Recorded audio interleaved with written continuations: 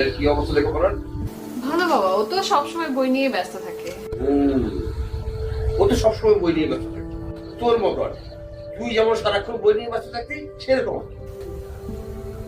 শোন, ওকে বলে দে সামনে ওর এক্সাম, যদি এক্সামে খারাপ করে তাহলে কিন্তু ওকে আমি অটোওয়ালার সাথে বিয়ে দেবো। বাবা এই কথা বলো না বাবা, আমার জীবনটা তো নষ্ট হয়ে গেছে। হ্যাঁ অ্যাটলিস্ট আমার ছোট বোনের জীবনটা যেন নষ্ট না হয়। হ্যাঁ, এটা মনে রেখো। তোমাকে যেমন আমি রিক্সাওয়ালার সাথে বিয়ে দিয়েছি, ওকে আমি অটোওয়ালার সাথে বিয়ে দেবো। তুই তো জানিস আমি এক কথার মানুষ, দ্বিতীয় কথা আমি পছন্দ করি না। এটা আমি ভালো করেই জানি বাবা, আর এটার প্রমাণ তো আমি নিজেই। এই ঠিক মতো পড়াশোনা করা